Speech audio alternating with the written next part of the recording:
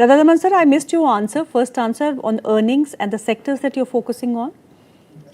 So okay, let me tell you, सबसे दो चीजें जो सेक्टर्स हैं, one sector is auto and auto ancillary. अगर आप देखोगे नतीजे जो आए, इनफैक्ट जो फर्स्ट जुलाई के अपडेट्स भी आए, तो अलग अलग कंपनियां अलग अलग growth rates I, between 25 to 30%. Two wheeler हो चाहे फोर व्हीलर हो, दोनों जगह पे काफी पॉजिटिव ग्रोथ है, in spite of crude being higher, in spite of petrol के दाम बढ़े, in spite of the West Asia crisis. I think that's very very positive sign for the industry. And auto के साथ auto ancillary आप देखो across auto ये buoyancy है. Other important चीज आपको जो देखनी चाहिए वो है exports. I think most of the companies जो इंडिया से एक्सपोर्ट करते हैं, वो ऑटोमोबाइल का एक्सेप्टेंस बढ़ रहा है, और वॉल्यूम्स इनफैक्ट आप देखोगे एक्सपोर्ट की growth has been higher than the domestic growth. So I think that's a very positive sign in terms of what I look at auto. One area which one should look at is auto and auto ancillaries, because auto ancillary will be dependent on the auto numbers. So broadly ये दो areas काफी positive दिखते हैं. Second area is banking and NBFC. हालांकि थोड़ा 10-15 दिन से रुझान बैंकों में थोड़ा ढीला है, but private banks काफी positive की तरफ हैं. FCNR डिपॉजिट अच्छे नंबर्स ग्रो कर रहे हैं, उनका कासा काफी इंप्रूव होगा उससे. तो आप एनआरआई से अगर बात करो तो एनआरआई आर वेरी इंटरेस्टेड. उनके लिए जो कंपोजिट स्कीम बैठ रही है 13 से 15% की return, which is more on guaranteed kind of a thing. तो कहीं ना कहीं बहुत पॉजिटिव डेवलपमेंट है from a point of view of private banks, because private banks will garner the most. And PSU banks में State Bank of India, I think if I look at from a perspective that what is good, two large sectors, one is auto and auto ancillaries, and then you have banking and NBFCs. I think ये दो areas हैं जहाँ लगता है कि first quarter के नतीजे बहुत अच्छे हैं, और second quarter and third quarter obviously उनके लिए स्ट्रॉन्ग होल्ड रहता है, स्पेशली थर्ड क्वार्टर. तो कहीं ना कहीं वो पॉजिटिविटी मेंटेन होगी.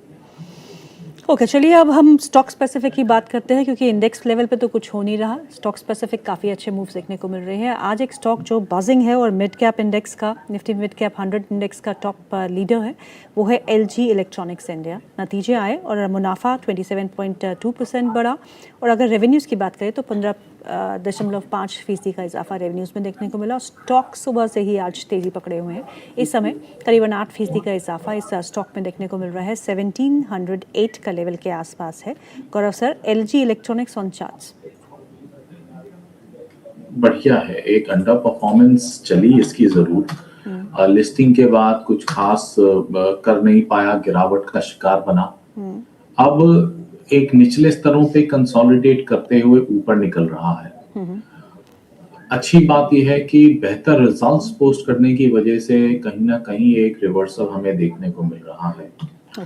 जो रेवेन्यू के अंदर राइज अगर हम कंपेयर करेंगे from June 25 to June 26 figures, reasonable uptake है. 20% के करीब आपने बताया, 10% के आसपास 9-10% का मार्जिन अपटेक है, और substantial rise in PAT figures as well. एक वाइट गुड्स कंपनीज के लिए ऐसे समय पे इस प्रकार का रिजल्ट देना which is pretty much impressive. मुझे लगता है यहाँ से there is still more room of a further upside. जिन हमारे व्यूअर्स के पास पोजीशन है, they should uphold their position.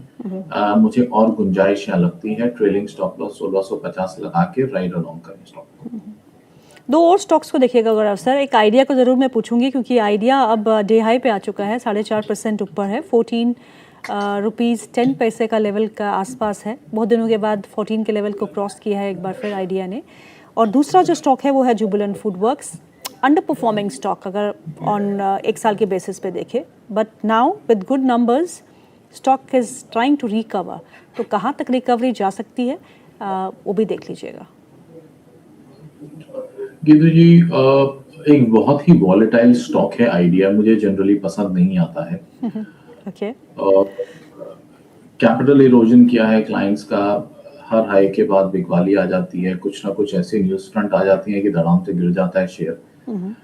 Pure एक टेक्निकल प्ले टाइप फिलहाल बन रहा है. इम्प्रेसिव फॉर्मेशन है चार्ट्स के ऊपर. जो छोटी अवधि के लिए ट्रेड करना चाहते हैं वो 13 रुपए 50 पैसे 13 रुपए 40 पैसे का स्टॉप लॉस लगा के 15-15.25 के भाव के लिए इसे ट्रेड कर सकते हैं. 1-2 हफ्ते के अंदर हो सकता है सस्टेन कर गया उन लेवल्स को, तो एक फर्दर अपटिक भी एक्सटेंड हो सकता है towards 16.5 16.7 odd levels. But certainly I would say I am a Bharti Airtel fan. तो कहीं ना कहीं बायस्ड हूँ, एंड आई थिंक फाइनेंशियल्स के बेसिस पे बायस्ड हूँ उस चीज के ऊपर. तो एक डिस्क्लेमर भी देना चाहूंगा, हमारी एक रिपोर्ट है with a buy rating on Bharti Airtel, तो क्लाइंट्स और कंपनी की पोजीशन हो सकती है. If at all I have to make a choice, I'll still go with Bharti Airtel. Maybe उसमें एक तेज चाल आने में समय जरूर लग जाएगा, but it will be sustainable, it has a very good track record. Long term plan Bharti का 300 का ARPU पहुंचने का है, 264 अभी आ चुके हैं, 5.6% का अपटिक है vis-a-vis June 25 numbers. So I think it is on the right track. Africa business भी reasonable contribution कर रहा है. So again I would say it'll be trading के लिए idea देखें, but investment के लिए medium to long term it is purely Bharti Airtel. And what's your view on the Jubilant FoodWorks post numbers?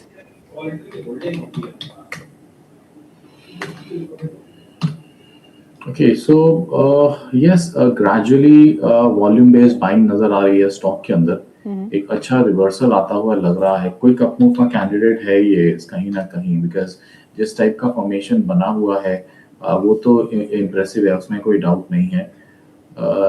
numbers are also pretty decent set of numbers, और यह यहाँ से uptick आने के chances पूरे बन रहे हैं। जिस तरीके से हमने QSR कंपनीज में देखा, मेड सफायर और देवयानी जो कि ऑफ लेट बहुत ज्यादा तेज हुए हैं, I think Jubilant is also following suit, और एक further uptick towards 550 odd levels देखा जा सकता है। 8-9% की गुंजाइश नजर आ रही है स्टॉक के अंदर यहाँ से।